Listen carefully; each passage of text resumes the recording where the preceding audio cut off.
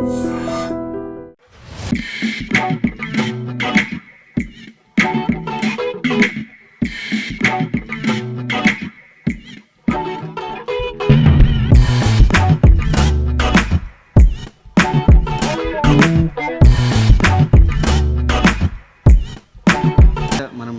World cup గెలిచాము. అవును. ఇక్కడ మా అందరికి కూడా ఒక టైం పాస్ గేమ్ పెట్టేసాము. ఎందుకంటే ఫస్ట్ నుంచి క్రికెట్ అంటే అశ్విన్ నాకు చాలా ఇష్టము. ఏం క్రికెటర్ అవుదామని యాక్టర్ అయ్యారా, యాక్టర్ అయిన తర్వాత క్రికెటర్ అయ్యారు? లేదు, యాక్చువల్గా నాకు క్రికెట్ ఇష్టం. నాకు ఏదైనా టైం పాస్, నేను ఏదైనా లోలో ఉన్నప్పుడు, నేను ఏదైనా కొంచెం డిప్రెషన్, చిన్నప్పటి నుంచి కూడా క్రికెట్ అనేది ఒక హ్యాపీగా ఎంజాయ్ చేస్తూ ఆడుకునే గేమ్, ఒక ఎక్సర్సైజ్ కూడా. బట్ నాకు ఎస్పెషల్లీ ఇండస్ట్రీలో అయితే మటుకి క్రికెట్ నాకు చాలా చేసింది. నేను క్రికెట్కి పరిచయాలు, నా క్రికెట్లో నాకు తమ్మన్ కావచ్చు, సాయిధర్మ తేజ్ కావచ్చు, ప్రిన్స్ కావచ్చు, ఆది సాయి కుమార్, అఖిల్ కావచ్చు, లేకపోతే మన సుధీర్ బాబు, ఆల్ మా సీసీఎల్ ప్లేయర్స్, మేమందరం కూడా ఏంటంటే క్రికెట్కి వచ్చేటప్పటికి ఇప్పుడు అందరూ ఎలా ఆడుకుంటున్నారు, అసలు ఎవరు ఏంటని కూడా గుర్తుండదు. బాల్ బ్యాట్ కనబడితే అందరూ కాసేపు అన్నీ మర్చిపోయి ప్రశాంతంగా ఆడుకుంటారు. సో నేను క్రికెట్ ఒకసారి ఎప్పుడు చారిటీ మ్యాచ్ జరిగేటప్పుడు నేను అనుకున్నా, వైజాగ్లో కదా, విజయవాడలో, నేను కూడా యాక్టర్ అయితే ఒకవేళ నేను కూడా ఆడచ్చు కదా అని అనుకున్నా. మరి అప్పుడు తదాస్తు దేవతలు తదాస్తు అని అంటూ నేను యాక్టర్ అవ్వటం, వీళ్ళందరితో కలిపి క్రికెట్ ఆడటం, అలా అంతే. నాకు క్రికెట్ అయితే చాలా ఇష్టం. ఎవరన్నా ఫేవరెట్ క్రికెటర్ ఆర్ ఇన్స్పైర్? యాక్చువల్గా నాకు సచిన్ టెండూల్కర్ అంటే చాలా ఇష్టం. తర్వాత ధోని గారు, విరాట్ కోహ్లీ గారు. రీసెంట్గా మీరు ఇందాక నువ్వు అన్నట్టు దాన్ని మన రోహిత్ శర్మ గారు 50 ఓవర్స్ మ్యాచ్ మనం వరల్డ్ కప్లో ఓడిపోయిన తర్వాత ఎగైన్ కమ్బ్యాక్ ఒక T20లో వచ్చారు, చూసావు? అసలు అది చాలా కష్టం.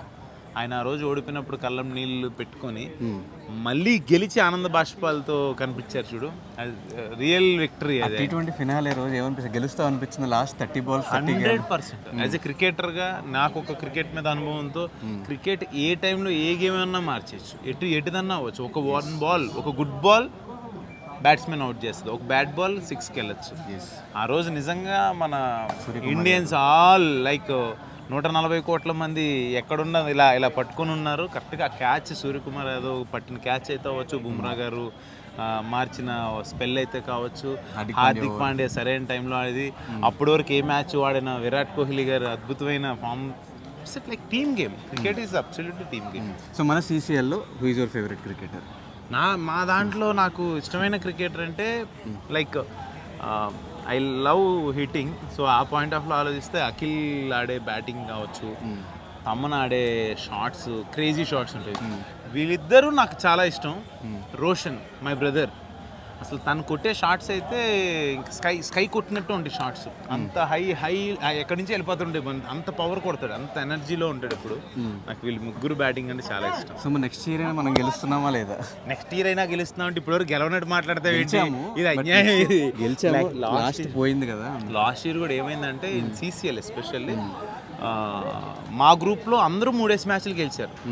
బికాస్ ఆఫ్ రన్ రేట్ మేము సెమీస్కి వెళ్ళలేకపోయాం. 8 పాయింట్స్లో అందరికి 6 వచ్చినాయి. బికాస్ ఆఫ్ రన్ రేట్ మేము వెళ్ళలేకపోయాం. అంతకుముందు మనమే 4 times కప్ తీసుకుంది. ఈసారి 100% మనం తీసుకున్నాం. నెక్స్ట్ టైం కూడా పక్కా వస్తుంది. మా వాళ్ళు కూడా గట్టిగా ప్రాక్టీస్ చేస్తున్నారు. ఇప్పటి నుంచే ప్రాక్టీస్ చేస్తున్నా. సరదాగా ఏముంది, వీక్లీ వన్స్ ఇప్పుడు మనం సరదాగా ఎలా ఆడుకుంటాం, ఆడుతూనే ఉంటారు. మీకు అట్లా ఓఆర్ఆర్ దగ్గర స్టేడియం ఉంటుంది, అక్కడ ఆడుతారు. అలా ఏం లేదు. ఫ్లడ్ లైట్స్లో ఎవరికి షూటింగ్ లేకపోతే వాళ్ళు వచ్చి అందరూ కలిసి సరదాగా చిల్ అవుతారు అంతే. మంచిదే. సో రెగ్యులర్ కలిసి మీ టీం ఎవరు రెగ్యులర్గా ఆడేటోళ్ళు? రెగ్యులర్ తమన్, మీరు, తమన్, అఖిల్, రోషన్, ప్రిన్స్, ఆది సాయి కుమార్, రఘున్న, కయూమ్, హరీష్, లైక్ ఎవరికి అవైలబుల్ ఉంటే వాళ్ళు వస్తారు ఆ డేట్.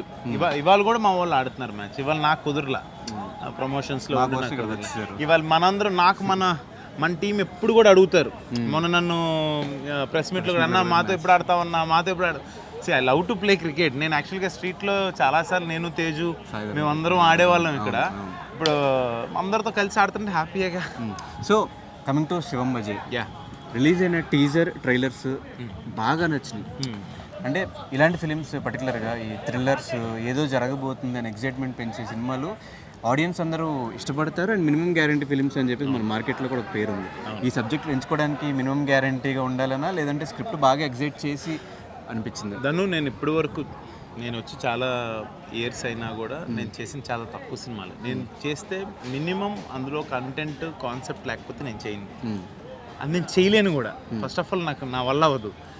ఈ ఎస్పెషల్లీ శివం బజే సబ్జెక్ట్ మటుకి ఆయన శివుడాజ్ఞ లేనిది ఏమీ జరగదు అంటారు. అలాంటిది ఆయన ఆజ్ఞ లేకుండా ఈ కథ నా దగ్గరికి వచ్చి ఉంటుందని నేను అనుకోవట్లా. నేను చాలా అదృష్టంగా ఫీల్ అవుతున్నాను. శివం బజే అని టైటిల్ పెట్టుకోవాలన్నా కూడా ఆయన అనుగ్రహం ఉండాలి. ఈ కథ నువ్వు చూస్తావు కదా, నీకు ఎప్పుడు కుదిరితే అప్పుడు చూడు. నాకు నీతో ఉన్న రిలేషన్తో చెప్తున్నా, ఒక యూనిక్ కాన్సెప్ట్ ఉంటుంది అందులో. You definitely feel happy. అన్న మంచి సబ్జెక్ట్ ఎంచుకున్నారని మీరు ఫీల్ అవుతారు. అదైతే నాకు మీతో ఉన్న బాండింగ్తో చెప్తున్నా. ఓకే, ట్రైలర్లో మీరు చూసిన కంటెంట్ ఏదైతే ఉందో అది కాకుండా ఇంకొక కాన్సెప్ట్ అది ఉంది అందులో, యూనిక్ కాన్సెప్ట్. మీ అందరికీ సో మీ క్రికెట్ టీం అందరూ ఏమన్నారు ఈ ట్రైలర్ టీజర్ చూసి? చాలా అప్రిషియేషన్. అసలు అందరికన్నా నాకైతే ఒక్కసారిగా తెలియని గూస్ బాంబ్స్ వచ్చిన ఫీలింగ్ ఏంటంటే, మా టీం అందరూ ఓకే, వెంకీ సార్, వెంకటేష్ గారు అసలు నాకు ట్వీట్ చేసి వెరీ ఇంట్రెస్టింగ్ ట్రైలర్ అని చెప్పి నన్ను ట్యాగ్ చేసి, మా టీంని ట్యాగ్ చేసి ఆల్ ద బెస్ట్ టీమ్ అని చెప్పడం, ట్వీట్ చేయటం. తర్వాత ఇన్స్టాగ్రామ్లో కూడా స్టోరీ పెట్టి లింక్ పెట్టారు. Sir thank you so much. నిజంగా అంటే ఆయన ఎప్పుడు నాకు నాకు ఒక సపోర్టర్ అనమాట. ఎప్పుడు నాకు ఎప్పుడు మోటివేట్ చేస్తూనే ఉంటారు. యూనివర్స్ అన్నీ ఇస్తుంది, మా good and bad we have to take అంటుంటారు.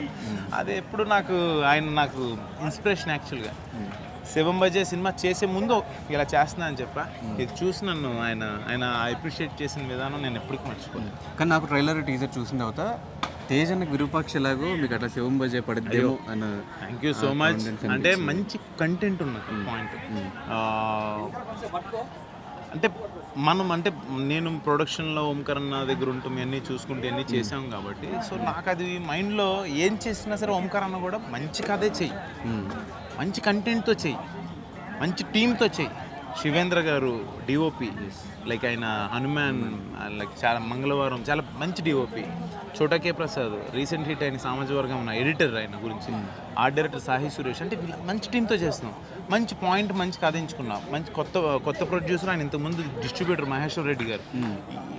అఫ్సర్ హుసేన్ ఒక ముస్లిం అయి ఉండి మన శివతత్వం గురించి, శివలీల గురించి కథలో ఎలా సింక్ చేశారనే విధానం చూస్తే నువ్వు అప్రిషియేట్ చేస్తావు. సక్సెస్ ఫెయిల్యూర్స్, నిజంగా సక్సెస్ అనేది వాళ్ళకి నచ్చితే, కొత్త పాయింట్ నచ్చితే ఎప్పుడు సినిమా ప్రేక్షకులు ఎప్పుడు ఎంటర్టైన్ అవుతూ వాళ్ళు మనల్ని ఎప్పుడు ఎంకరేజ్ చేశారు. ఈ కథ ఇంకా వాళ్ళ చేతుల్లో పెడుతున్నాను, వాళ్ళు ఏం చేస్తారో చూడాలి. ఈ మాల ఇదంతా సినిమాకి ఇది కాదు. ఈ మాల్ వచ్చేసి నాకు శివం బజే టీజర్ రోజున ఒక నాకు నెక్స్ట్ సినిమా అతను మేనేజర్, వైజాగ్ మేనేజర్ సాయి అని, పళని వెళ్ళానని చెప్పి అన్నయ్య అనుకోకుండా టీజర్ రిలీజ్ అయ్యే హాఫ్ అన్ అవర్ ముందు వచ్చి నాకు ప్రసాదం పెట్టి ఇది ఇచ్చారు. ఇంకా అదే వేసుకున్నాను అంతే. ఓకే. సో ఫైనల్గా రాజుగారి గది ఎప్పుడు నెక్స్ట్ రాజుగారి గది 4 ఓంకరన్న రాజుగారి గది 4 వర్క్ జరుగుతుంది. అట్ ద సేమ్ టైం మన ఇంకొక సబ్జెక్ట్ కూడా 2 జరుగుతున్నాయి. Any time he will announce ఓంకరన్న. రాజుగారి గది 4 చేయమంటావా? చేయాలి కదా, మరి చేద్దాం. చాలా మంది అడుగుతున్నారు. ఏం లేదు అన్న, ఏదన్నా ఇంకొకటి ఏదైనా చేద్దామా అని ఆలోచిస్తున్నారు. ఈ వ్యక్తి పేరు అమర్ దీప్ చౌదరి. నువ్వే చెప్పాలి నాకు, అన్నకి. ఓకే. సో ఇప్పుడే టీజర్ చూసావు కాబట్టి, శివం బజే టీజర్ థియేటర్లో చూసాడు ఫస్ట్ టైం. అంటే ఫోన్లో చూసే టైం లేక వేరే సినిమాలో బిజీగా ఉండి, అంతే కదా, షూటింగ్లో బిజీగా ఉండి ఆల్రెడీ మహేష్ అన్న పంపించాడు, చూసాను ఆల్రెడీ. సో షేర్ కూడా చేసుకున్నాను. థియేటర్ ఎక్స్పీరియన్స్ థియేటర్లో బాగుందన్న. అంటే బేసిక్గా నేను శివభక్తున్న, ఎప్పుడైతే ఆ వైబ్స్ ఏదైతే వచ్చిందో, అంటే మీ నుంచి ఇది ఎక్స్పెక్ట్ చేయడం, హిడింబా తర్వాత ఇంకొక డివోషనల్లో అంటే ఏం ఉండబోతుంది అనేది ఒక యాంగ్జైటీ అయితే పాయింట్ క్రియేట్ అయ్యింది ఆబ్వియస్లీ. సో చాలా బాగుంది. ఇదే కాదు, నెక్స్ట్ వచ్చే దాంట్లో కూడా ఇంకా అద్భుతంగా ఉంటుంది. తెలిసే సినిమాలో తను ఉన్నాడు, అది మేము మాట్లాడడం తర్వాత. అదొక మంచి క్యారెక్టర్, మంచి క్యారెక్టర్ అది వేరే. బట్ శివం బజేలో నాకు నచ్చినది ఏంటంటే, మీది అది శూలం ఉంది కదన్న పట్టుకోండి టీజర్లో, నాకు అది అసలు అల్టిమేట్ గా బ్యాక్గ్రౌండ్ స్కోర్ చాలా ప్లేస్ అయింది. మన Hidimba music director Vikas. Okay, చాలా బాగుంది. Next level ట్విస్ట్లే, Pokiri level twist. ఆ మాస్క్ లాస్ట్ అది మీరే. సో అదొక జాన్ అయితే, ఇదొక డిఫరెంట్ జాన్. నన్ను పిలవట్లేదని అక్కడ నుంచొని బాధపడుతుంది, నేనేం చేయలేను. నువ్వు పిలిస్తే కానీ. అటు కూడా ఒక మైక్ ఇచ్చేసి ఆవిడని కూడా అడిగేస్తే తేజు గారు నెక్స్ట్ పోతున్నారు తెలీదు. వీళ్ళిద్దరు రిలేషన్ నాకు వాళ్ళిద్దరు ఇప్పుడు మొగుడు పిల్లలు, వాళ్ళిద్దరు మొగుడు పిల్లలు అవ్వకముందు నుంచి నాకు తను తమ్ముడే తిను చెల్లమ్మే. నాకు ఎప్పుడు అర్థం కాదు. తిను నేను తేజమ్మ చెల్లమ్మ అని అంటాను, తను నన్ను అన్నానే అంటాడు, తిను అన్నానే ఉంటుంది. వీళ్ళిద్దరు పెళ్లి చేసుకుని నేనే వెళ్ళాను మళ్ళీ గెస్ట్గా. నాకు but okay, it's okay, I'm happy.